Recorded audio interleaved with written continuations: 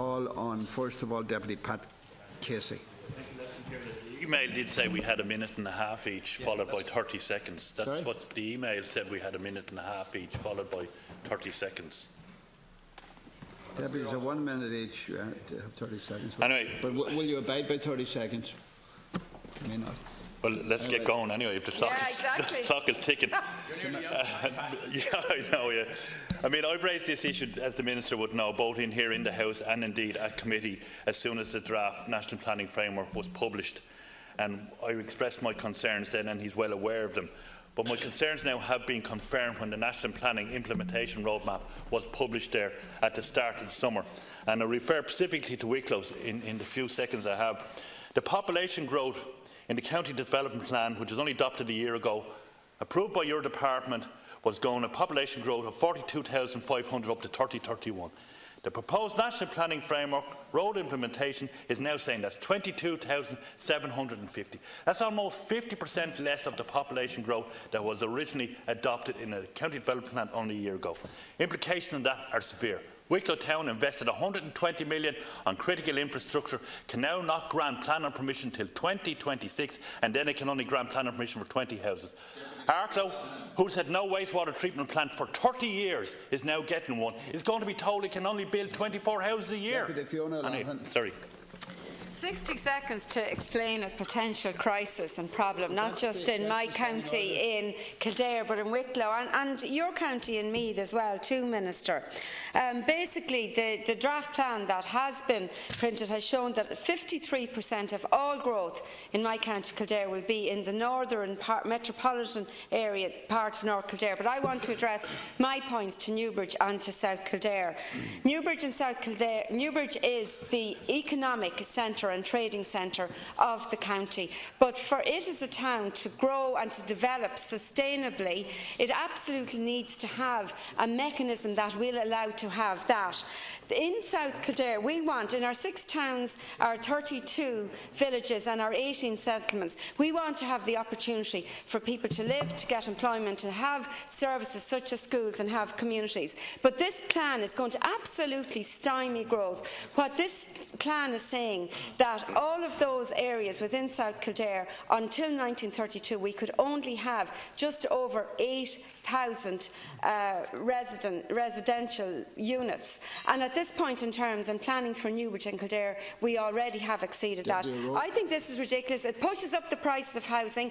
It will ensure that we do not have affordable housing at the greatest time of crisis, and it will mean that we will not get development for the infrastructure that we need in South Kildare. Thank you, Last Concordia. And just to add to my colleagues, Minister, introducing the National Planning Framework at this moment in time actually makes no sense at all. In the middle of a housing crisis where we're looking to actually get land that's owned to be developed and built on to try and deal with the issues that we're talking about in this House every day and every week, it actually doesn't stack up whatsoever. And I've spoke to different individuals and the local authority about this. In my constituency of North Kildare, if the National Planning Framework figures were to be implemented today, you'd have land that's zoned at the moment being de-zoned. So what you would actually have is building will be stopping in different areas, and that makes where all the money and the funding is going in through LIHAF and all of those other funding streams to deliver ring roads, deliver bridges, deliver wastewater treatment plants. What we're saying now is you can build them and build the infrastructure, but you can't build the houses to actually work with the infrastructure that's been planned for the development and the growth in accordance with the guidelines and plans that were set out before. So, Minister, I'd ask you, take on board the argument we're making here. In this moment in time, maybe down the road, to have equalisation of population makes sense, but not now. It has to be done on a phased basis over maybe a 5-10 year plan or more, certainly not overnight. And we'd ask you to look at this because this is having a serious negative impact on the local authority and on the areas that I represent of North Kildare. Thank you, Last Concordia. Minister, it need hardly be restated, the housing crisis which is in full swing. The drums literally beat outside the House as we speak, coming out Kildare Street. Every inch of available land is being scoured, mine is being considered. Funds like LIHAF have been put in place, every kind of assistance and support to ensure that those lands can be developed to provide housing units. And yet, at a time in the centre of all this crisis, we have a plan which is actually dezoning and actively curtailing the development of any further growth in the commuter belt. Naas, the county town of North Kildare, or of County Kildare, is projected to grow to 50,000 as a Tier 1 growth town, has always been in the last 20 years in every plan. Local authorities, state agencies, public representatives of all hues have been working towards that goal. Infrastructure is being put in place. Right now, 110 million is being spent on the N7 bypass coming down the motorway. Silence train station has been massively upgraded. A number of new schools are literally being built as we speak in the area. The Osbaldstown wastewater treatment plant is being upgraded. The Naas Ring Road, the Silence bypass, Millennium Park Employment Centre is being built with Kerry Group and other multinationals locating there. Everything that is needed for growth to a county town of 50,000 population is there, is in place. The infrastructure is there, the services are there, the support is there. It is primed, ready to go, has been planned ready to go for 20 years, and just at the cusp of that coming good, we are now being told to stop, put down the curtain, turn away and build no more. It is insanity in the middle of a housing crisis, and at any time, but particularly now. I hope you will consider this, Minister. These four deputies are raising these matters and to have the opportunity to discuss the implementation of the National Planning Framework on which we are now focused. The National Plan was published earlier this year and it does set out the long-term strategy for the future development of Ireland as a whole, and the NPF implementation roadmap was published subsequently to address a number of practical implementation measures. To prepare the NPF, the Economic and Social Research Institute was commissioned to prepare population projections based on demographic and econometric factors for the years ahead to 2040. The ESRI conclusions are in line with the latest mid-range CSO population projections also published this year. And I'm conscious that locally in each local authority they have other ways of predicting population as well. So there's certainly time during these regional plans to kind of agree on kind of population figures as well, and where we can try to monitor that as best we possibly can as well. At a high-level national policy context, the NPF is to be followed by more detailed regional strategies that are now being prepared by the 3 regional assemblies, and in turn local authority plans to be prepared by the 31 local authorities. And the aim would be that the county plans would align with the regional plans, which are aligned with the national plans as well. But there is a fair bit of scope within those plans to allow for proper planned development, is what we're trying to achieve here.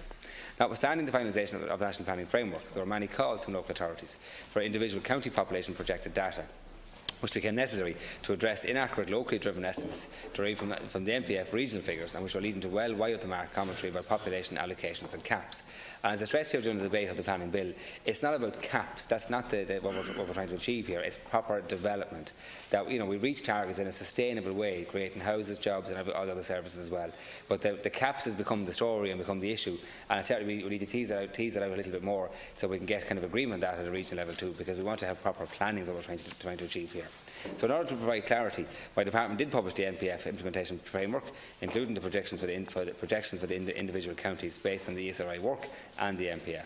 It was accompanied by a detailed circular which outlined how the projections will be applied, taking account of the transitional factors, and to enable the regional strategies to plan for the period to 2031 and for local authorities to plan to 2026. However, the focus on population figures alone risks missing the point about the purpose of planning and having a national planning strategy. The deputies will be aware, as others in the House as well, will be well aware of recent and historic trends which saw very high levels of housing developments in areas on the margins of Dublin, without always matching the growth in local employment opportunities and provision of essential amenities and community services for fast-growing communities. And this is something we did discuss at a very early stage of the National Planning Framework. It's a case of, in counties like Wicklow, like Kildare, like my own county, County Meath as well, that we took a lot of housing, that we have to make sure under the National Planning Framework we actually join up the dots here, that those houses now are serviced properly, get all the amenities they need, and have the jobs matched up as well. Yes, there has to be more houses, without a doubt, but we also have to plan for everything else that those counties didn't get. And those counties didn't get the proper funding to go with it. They had all the development, had all the housing, but didn't get the resources to match everything else up as well. So the essential part of the regional plans would be how do you join up those dots? And if you read in the National Planning Framework, we do single out the Mid East region, our area of Wicklow, Meath and Kildare, for special attention of how do we achieve this. So it is right that we're having this conversation, but we shouldn't get sidetracked just on the population caps, because they're not necessarily meant to be caps. They're predictions of where we're trying to go. But yes, I know, I understand that the debate has become that. So we need to see how we can get this teased out to get agreement around regional plans that do give us what we need for our counties as well. But again, just focusing on the population will miss the point as well. We need to move away from the old and failed models of just zone and build, which while rewarding landowners and developers with high financial returns from effective housing development, didn't tackle the longer-term issues facing existing communities, often from previous suburban expansion, such as congested roads, pressure on schools, limited amenities, and a general sense of housing being provided ahead of jobs and services, not the other way around. So what we need here is the balance. How do we actually get the building of housing at the right pace that we can match up the infrastructure? And I'm very conscious that some of these counties now have invested in infrastructure that was needed probably 10 years ago, and now it's there. So now we need to make sure that that gets used as well. So it's about having that conversation. How do we achieve this in a planned and coordinated way? And it's not just to be focused on caps. It's actually how do we get good planning, allowing for the population increases that will happen, but also trying to make sure that some of the population increase in the future happens in the other counties that didn't see it in the past as well. And that's what we're trying to achieve here. Again, in that order, Deputy Casey, 1 minute. The Minister for his answer there, which really I was well aware that was going to happen. Listen, the calculation of populations, you know, I have it here. Population, deaths, births, marriages, net immigration is the cohort of how we calculate it. But basically in Wicklow what happened, population grew where the infrastructure was. And that's the only place Wicklow allowed the population grow. So you're getting skewed figures in relation to Wicklow. Taoiseach said here only less than 4 hours ago, there's a housing crisis. We have the infrastructure in Wicklow town, and you're saying with this roadmap that we can't build a house till 2026. Doesn't make sense. I'm going to ask you 3 things. What is the process of adopting the draft regional spatial economic strategy? And if it's not agreed at assembly level, what happens? The MPF implementation roadmap is not a statute document, in my understanding. And will the Minister, as he agreed here in the House before we rose in the summer, bring the regional plans into the House for discussion, for debate with all the relevant deputies? Deputy O'Loughlin, 30 seconds. Thank you, Lascan Corla, and I'll be very brief, and I'll have another question for the Minister. What do you really think, Minister?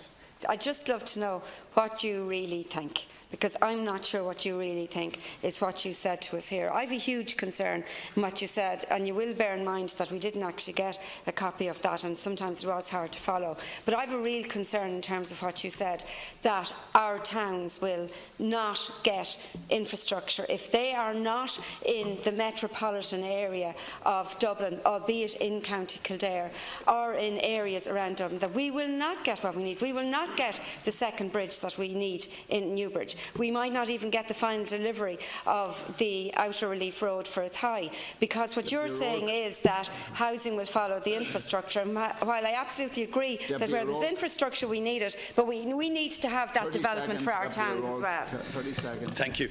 Minister, just to come back very briefly, the reality is the caps are stopping and will stop the building, because if you apply the figures that's been produced in the National Planning Framework and apply them to the local area plans, into the local authorities, that's what's causing the problem. That will slow down. It's going to stop building because those figures are being reached now. In my own constituency of Kildare North, the land that's zoned with the commencement notices in will reach the figures predicted in the National Planning Framework. So we're delighted to have this conversation with you, Minister, in a meaningful way to bring a practical solution, because this just makes no sense. Because the infrastructure is there. Whether it's wastewater, roads, bridges, it's happening and it will be delivered.